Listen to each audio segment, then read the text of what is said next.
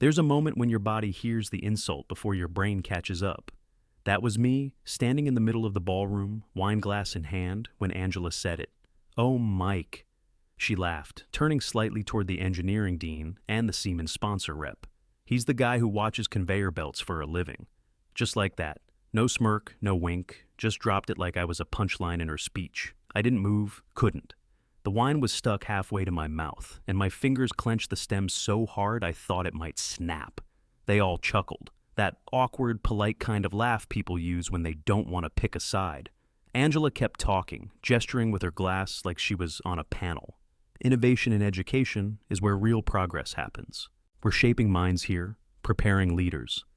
She didn't look at me, didn't even nod in my direction, just swept right past like I was some intern tagging along.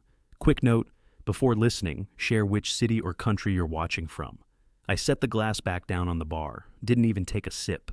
I could feel the eyes, half of them pretending not to stare, the other half waiting to see what I'd do.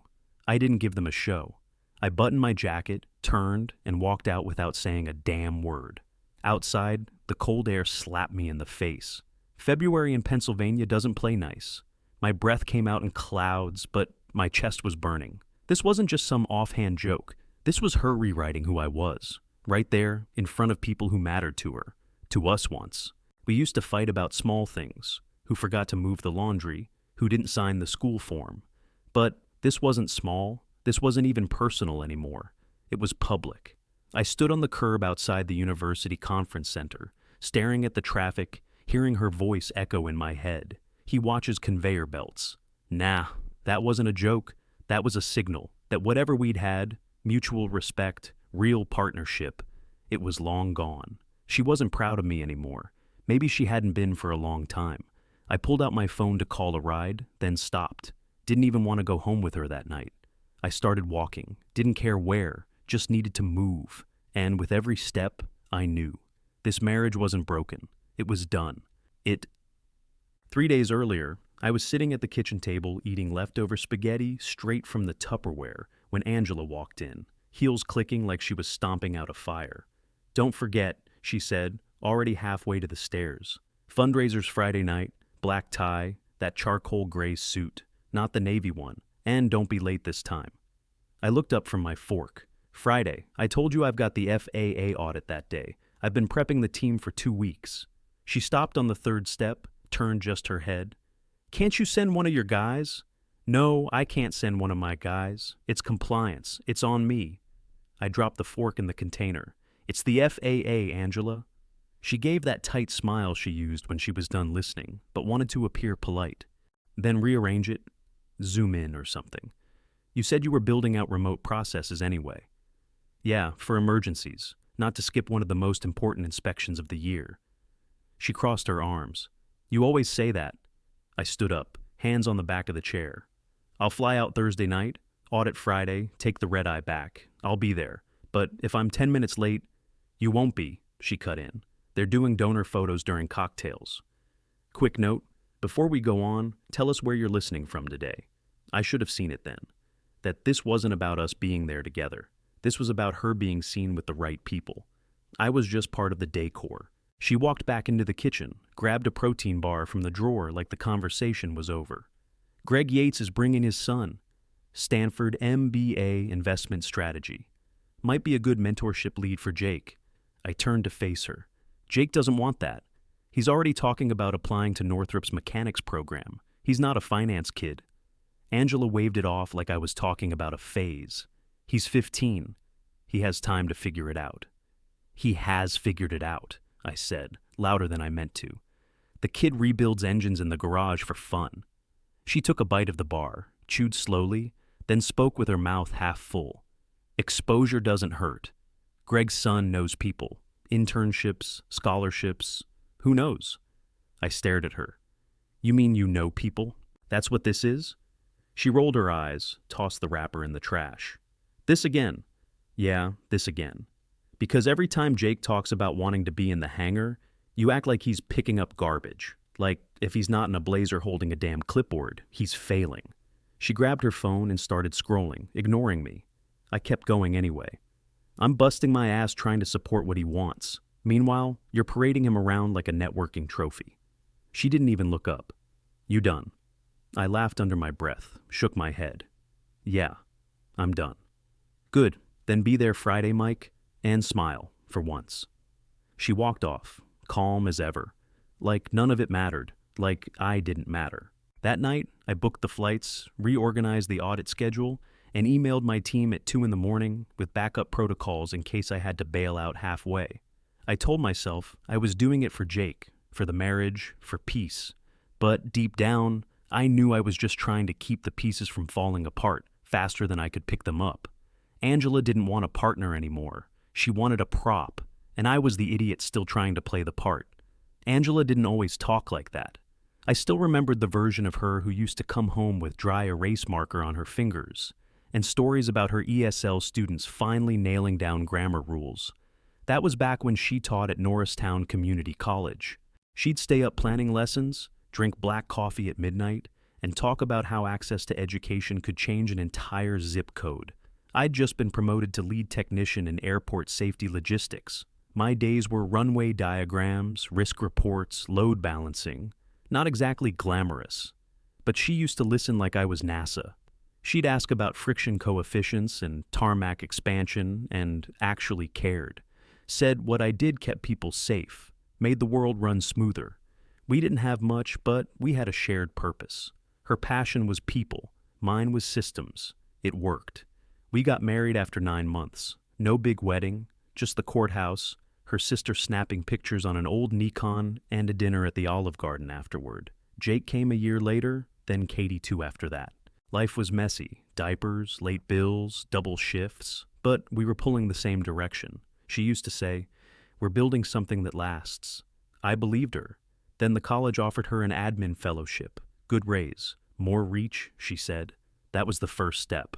She started dressing different. Heels instead of flats, silk blouses instead of cardigans. She got better at talking like donors and less like students. I didn't mind, she was growing. Then she got headhunted by a private university.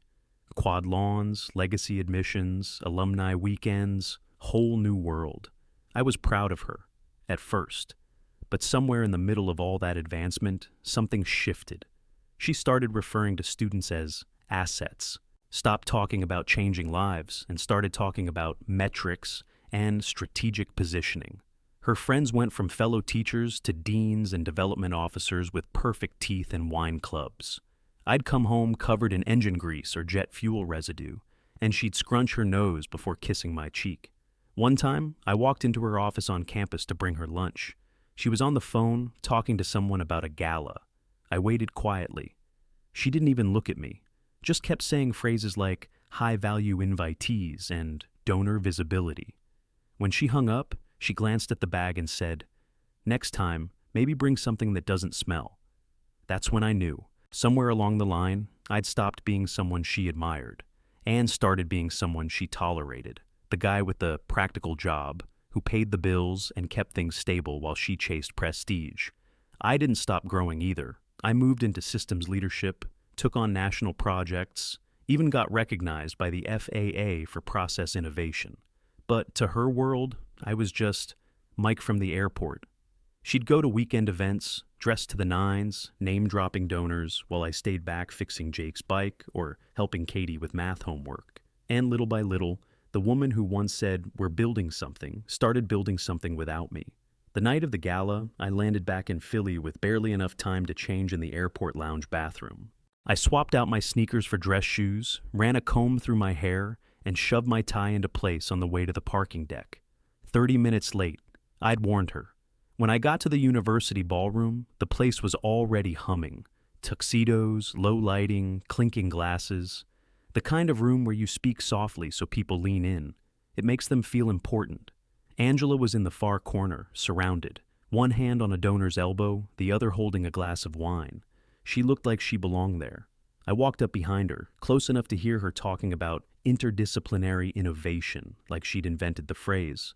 She didn't turn, didn't break stride, didn't say, "There you are." So I waited. She moved to the next conversation like it was a relay, passing the baton from one handshake to another. I finally slid in next to her, gave a polite nod to the group. Angela said, Oh, like she'd forgotten I existed. This is my husband, Mike. Then she smiled at the man in front of her. Older, name tag said, Dr. Halston, engineering dean, and added, he runs conveyor belts. We shape tomorrow's thinkers. He keeps their luggage moving. They all laughed. One of those tight, confused laughs people do when they're not sure if you're in on the joke. I wasn't. I set my drink down on the high top next to us, didn't even sip it, and I walked out. Quick note before we keep going. Tell us where you're listening from. Cold air hit like a slap, just like it had when I left earlier. This time, it didn't sting as much. It was sobering. I pulled out my phone, thumb hovering for a second. Then I texted her, I'm going home. A minute passed, then the dots. Can you stay a bit? We still need to talk to the Harlan family about scholarships. That was it. Not, are you okay? Not sorry. Just business. I didn't respond. I got in my car, drove home, and poured 2 fingers of bourbon into a glass I didn't bother washing first. I waited up. When she came in, she was still wearing that perfect little smile, the one she used at fundraisers, press events, campus tours. It faded when she saw my face. You just left, she said, setting down her bag. You embarrassed me, I said calmly, in front of everyone. She walked into the kitchen, flipped on the light. It was a joke. You're being sensitive. I followed her in, leaned against the fridge. You didn't even introduce me until you had to. And when you did, you made me sound like a damn baggage handler. Oh my God, Mike, it wasn't that serious. To you, maybe? She turned around, arms crossed, still in control. You've been off all week. Tired from your flights, maybe. Jet lag. You're reading into things. I nodded slowly, feeling the heat come up in my throat, but keeping it buried. I'm not doing this anymore. Doing what exactly? This, I said, pretending like we're still a team. Like any of this is normal. She gave a dry little laugh, grabbed a bottle of water from the fridge, and twisted the cap off like she was opening a soda at a picnic. So what? You want a break? No, I said. I want to separate. That stopped her. She froze, bottle halfway to her mouth. You're serious. I didn't move. Yeah, her face twisted. You're throwing this away because of one dumb comment. No, Angela, I said, stepping back from the counter. I'm walking away because you haven't seen me, really seen me, in years. Silence. She stared at me like she couldn't figure out how this happened, and for the first time in a long time, I wasn't confused at all. Angela didn't try to stop me. She didn't cry, didn't beg. She just asked, so, when are you moving out? Like we were finalizing a cable bill. I found a condo 8 minutes away, 2-bedroom, decent light, near a park. Not fancy, but clean, quiet, stable. I set up the 2nd bedroom with bunk beds, a cheap IKEA desk, and posters of old NASA missions I knew Jake liked. Katie got the bigger closet and her favorite purple comforter. We told them together at the kitchen table. Jake sat back in the chair, arms crossed, jaw tight. Katie burst into tears before we even got through the first sentence. Angela took her hand. I reached for Jake, but he pulled away and just said, Is this because of the gala? Angela blinked. What? He looked at her. You said something stupid. Dad walked out. Then everything broke. It's not that simple, I said, but he didn't answer. He just got up and walked out of the room. Angela and I agreed to a 50-50 split for now. Week on, week off, no lawyers. Until we figure it out, she said. I wanted to believe her. I really did. 2.5 weeks later, I got the email from a firm downtown. Subject line, custody filing, Angela M. Reynolds vs. Michael D. Reynolds. I sat there staring at the screen, rereading the same sentence 3 times. Petitioner seeks full physical custody of minor children. I called her, straight up. She answered like it was any other Tuesday. Hey, you filed for full custody, I asked. A beat. Then she said, Mike, come on. You know your schedule. You travel, you're gone for long stretches. I just rearranged my entire division to be here more. She cut me off. Your job isn't built for parenting, not consistently. You didn't say that when you needed the income from that job, I snapped. She didn't answer. You told the kids we'd work it out. Now you send a damn lawyer. I'm thinking long term, stability. They need routine. Yeah, and what do I need, Angela? Click. She hung up. Quick question. How would you have reacted in that moment? Drop your thoughts in the comments. I stared at the wall for a long time before I picked up the phone again, this time to find a lawyer of my own. I didn't care what it cost. I wasn't letting her push me out of my kids' lives. I'd done the night shifts, the science fair builds, the ER runs when Katie broke her wrist. This idea that I was just some occasional figure, it was bullshit and I wasn't having it. When I met with the custody lawyer, she was calm, smart, and didn't sugarcoat it. "You're already behind," she said. Courts lean toward the mother. If you want a shot at shared or full, you'll need evidence. Real, documented evidence of parenting engagement. I told her I had records, years of them. "Show me," she said. So I did, and I watched her eyes go wide. I opened my laptop and pulled up the files. Not one or two, dozens. "Okay," I said, spinning it around for my lawyer to see. "Start here. Folder marked Family Ops, password protected. It's all backed up to a private drive." She raised her eyebrows, but didn't say anything. Just started clicking. Inside were color-coded calendars going back 6 years. Every school event, sports practice, pediatric appointment, dental checkup, split by kid, synced to my phone, my work laptop, and a printed copy I used to tape on the fridge. I had carpool schedules with driver initials, whether it was me, Angela, or her sister when we were double booked. Grocery lists broken down by meal type, expense logs for school supplies, braces, field trips. A separate spreadsheet just for Katie's asthma meds and refill dates. She scrolled silently for almost a full minute, then finally said, "You tracked bedtime." "Yeah," I nodded. Which nights I was home, which nights I read to them, who put them to sleep. Started doing it when Jake was in kindergarten. I didn't want to be one of those dads who just showed up on weekends and pretended he knew what was going on. Quick note, where are you listening from today? Drop it in the comments. I told her it started as a work habit.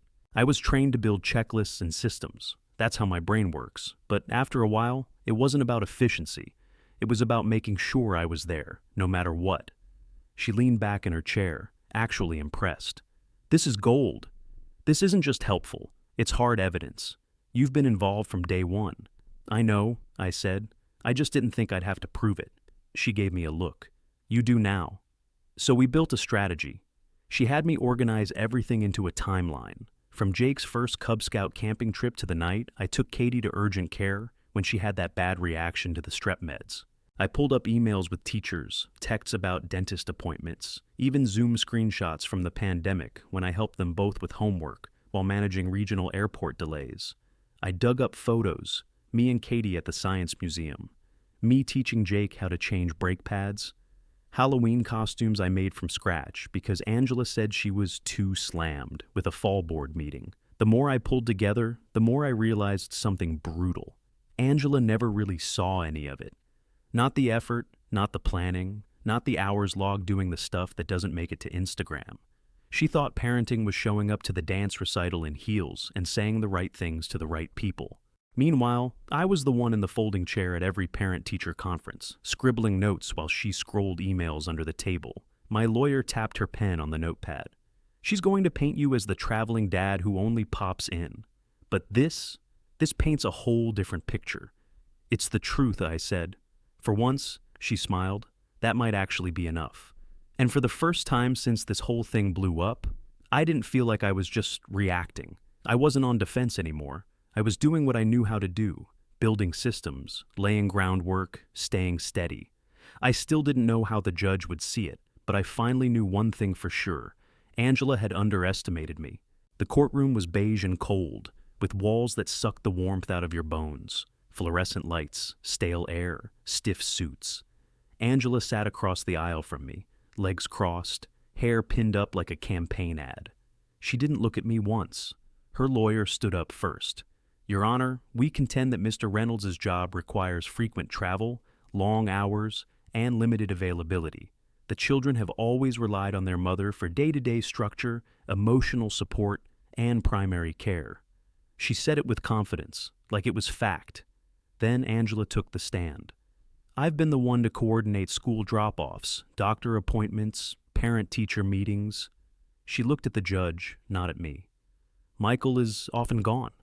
And even when he's home, he's distracted. The kids come to me when they need help. Her voice didn't shake. She sounded polished, rehearsed, like this was another committee hearing. "The truth is," she added, "I've always been the constant.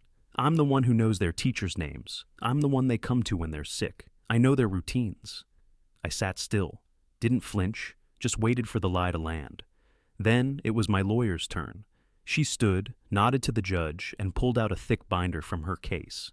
"Your Honor, we'd like to submit Exhibit A, a timeline of Mr. Reynolds' parenting engagement over the last 7 years, including carpool logs, school correspondence, medical appointments, and extracurricular events." The judge raised his eyebrows. "This is extensive." She smiled. "There's more. Exhibit B, bedtime logs and school attendance tracking. Mr. Reynolds kept them voluntarily as part of his daily routines." He flipped through the pages. "You tracked bedtime." I nodded. "Every night I was there." "And why I wasn't? If I wasn't. There's a log entry for every single one." Angela shifted in her seat, just slightly. But I saw it. My lawyer continued, walking the judge through photos, email printouts, texts from teachers, even a time-stamped spreadsheet of field trips I chaperoned. Then came the final piece. "We also request the court hear from Jake Reynolds, age 15, who has asked to speak briefly." Angela's lawyer objected. "He's a minor, this is unusual," but the judge waved it off. "Let's hear what the young man has to say." Jake walked up, taller than last time I'd really looked at him, tie crooked, hands shaking a little, but his voice steady. "My dad's the one who taught me how to rebuild an alternator. We've been working on this old go-kart engine since I was 10. He showed up to every science fair I ever had. Even that dumb one, where I just melted crayons in a hot car." There was a small laugh around the courtroom. The judge smiled. Jake looked at Angela. "My mom's great." "She is, but when it comes to knowing me, that's my dad." Angela's jaw clenched. Court went into recess right after. I stepped out into the hallway, breathing like I'd just run 5 miles in steel boots. I leaned against the wall, closed my eyes for half a second. Then I heard her heels. Angela stormed up beside me, all whisper hiss. "You turned him against me." I opened my eyes. "No, I didn't." She narrowed hers. "Don't play innocent. You made me look like some absentee mother." I shook my head. "I didn't have to make you look like anything. I just showed up, that's all." Her mouth opened like she had more to say, but nothing came out. Then she walked away. "Quick question. If you were Jake, what would you have said on that stand? Let us know in the comments." Back inside, the judge came down hard with facts. He complimented the organization of my records, even mentioned the bedtime logs as noteworthy commitment to consistency. He asked Angela's lawyer why none of her claims had supporting documentation. They didn't have an answer. Angela sat back, stiff and silent. Arms folded so tight her bracelet left an imprint on her wrist. The mask was cracking. This time, she wasn't the one controlling the room. I didn't smile, didn't gloat, but I finally let myself breathe because the tide was turning. And for the first time since she filed, I wasn't the one on trial. The judge took off his glasses, looked down at his notes, and cleared his throat. After reviewing the evidence, testimony, and parental involvement records, this court awards primary physical custody of the minor children to the father, Michael Reynolds. Legal custody will be shared. Angela didn't move at first, just stared straight ahead like she didn't hear it. Then her jaw tightened, eyes locked forward. No emotion, just pure tension, like she was holding her breath until it all reversed itself. But it didn't. The judge added, "The court finds the mother's minimization of the father's role, particularly in light of her financial reliance on his career, concerning. Mr. Reynolds has demonstrated a level of involvement and consistency that cannot be ignored." He banged the gavel once, just once, and that was it. Angela finally turned and looked at me, not like an ex, like a stranger who just cost her everything. We walked out of the courtroom in silence. Reporters weren't there. It wasn't that kind of case, but the hallway still felt heavy, like someone should have been holding a mic to catch the fallout. She caught up to me by the elevator, still wearing that damn pencil skirt and courtroom calm. "Well," she said, biting off the word, "a logistics triumph. Congratulations." I turned to her, deadpan. "They're not luggage, Angela. They're our kids." She blinked once and walked off without another word. Quick note, what would you have said in that hallway? Tell us in the comments. Back home, I cleared my schedule the same night. I called my operations lead, told her to take the reins on the Denver rollout. Shifted 3 site inspections to senior team members. I wasn't losing ground with my kids after fighting this hard to keep it. It wasn't easy. Delegating never was for me, but I did it anyway. 1 calendar block at a time. Katie had the roughest time with it. She was quiet those first few days, even when Jake seemed to settle in, okay. She'd sit on the couch with her knees pulled to her chest, watching cartoons without laughing. No eye contact, just far away. One night, about a week in, she finally spoke up. "Mom said you didn't want to live with us anymore." I was standing in the kitchen, drying dishes. I stopped mid-wipe, turned around, and set the plate down. "That's not true," I said. "Not even close." "She said you left." "I left the marriage, Katie, not you, never you." She looked down at her socks. "She's mad at you." I walked over, sat on the arm of the couch next to her. "Yeah, she is. Because of me and Jake." "No," I said, leaning forward. "Because of her and me. You and Jake have nothing to do with it. You're the only part that still makes sense." She didn't answer. I sat down fully beside her, not touching, just close. "I know this is weird. And I know you miss the way things were, but I need you to know something." She looked over, eyes glassy but holding it in. "I love you more than my job, more than my ego, more than being right. And your mom. She loves you too, even when she's angry. That part never changes." We sat like that for a while, nothing dramatic, no hug, no tears, just silence. But it wasn't cold. It was quiet the way healing starts. Not loud, not flashy, just 2 people sharing space again. It took about a year for things to settle into something like normal. Angela and I didn't talk unless it was about pickups, drop-offs, or school forms. Her emails were short. Her texts were clinical. We both showed up to the parent-teacher conferences and sat at opposite ends of the tiny desks. No small talk, no smiles. Just what needed to be said. Jake stayed out of the middle. Katie still asked questions now and then, like why we didn't do family movie night anymore. But she stopped expecting real answers. We were civil, but cold. Then came the spring play.